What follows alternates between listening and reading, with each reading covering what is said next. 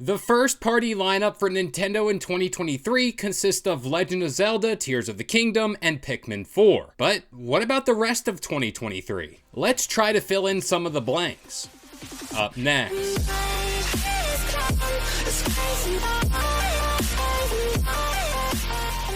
What up guys, this is Kalo and I'm here to give you the lowdown on all things gaming, and if you're new here, feel free to subscribe to this channel for weekly video game news content, drop a like on the video, and welcome to the Level Up. So in today's video, we're going to be essentially speculating on what could be in store for Nintendo, more specifically the Nintendo Switch for the rest of 2023 and potentially early 2024. So let's start off with what we do know of. Obviously, Legend of Zelda Tears of the Kingdom is due out on May 12th, Pikmin 4 is due out July 21st, and that's minus all the third-party stuff. And Advance Wars 1+2 Reboot Camp is also out later this month. As far as DLC goes for Nintendo, we are expecting some Xenoblade Chronicles 3 DLC, Mario Kart 8 Deluxe Wave 5 and 6 will be adding multiple tracks and the character Birdo to the game as far out as late 2023. And let's not forget about the Pokemon Scarlet and Violet DLC, The Hidden Treasures of Area Zero. The Teal Mask portion of this DLC is planned to release during the fall of 2023, and the Indigo Disc portion is slated as of now to come out for winter of 2023. But people are saying this could slide into early 2024 with various leaks and rumors suggesting there will be a performance patch that will apparently carry the games forward into Nintendo's next-gen hardware. Now, with all the housekeeping out of the way, let's expand on what could be coming. Now, there is a Nintendo Direct rumored to be taking place during that June E3 time window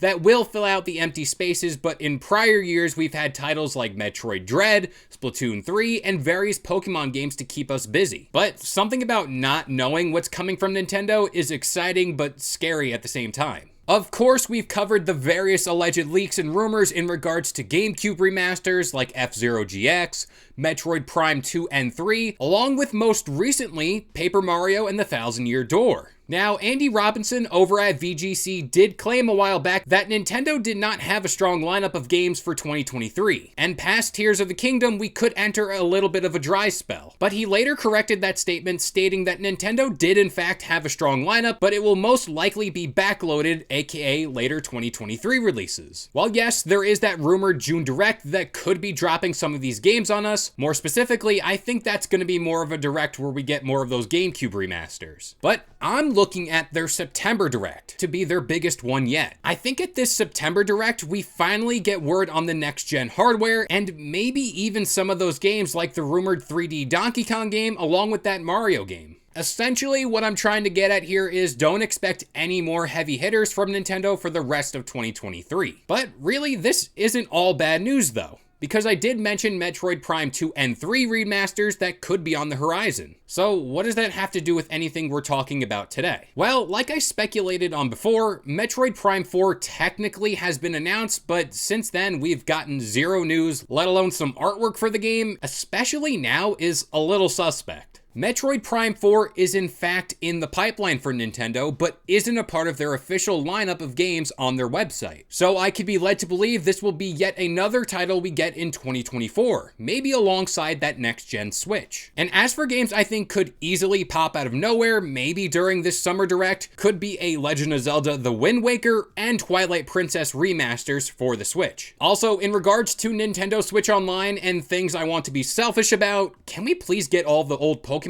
games on NSO? I'll bite the bullet and give you my money, but there really isn't any feasible way to play these games right now on a Nintendo product unless you've bought them from the eShop that has now recently closed down or still have your original copies. So adding this towards the back end of 2023 will only generate more money for Nintendo. Not that they're in any short supply of that. To end on one final thought for myself, I personally think that it would be wise for Nintendo to make the Switch turn into some sort of legacy console for all of their older games. It's no secret the Switch still sells today, and loading it up with all these older titles, there will still be a use for the Switch even today, and even when the new hardware is announced. But with all that being said, I'm gonna pass this question off to you guys. Do you think Nintendo still has one more big game waiting in the wings, or are we in more of a stage where we're gonna be getting multiple ports of older games? And if so, which ones do you want to see? But that about does it here. I've been Kalo. I gave you the lowdown on all things gaming, and if you're new here, feel free to subscribe to this channel for weekly video game news content, drop a like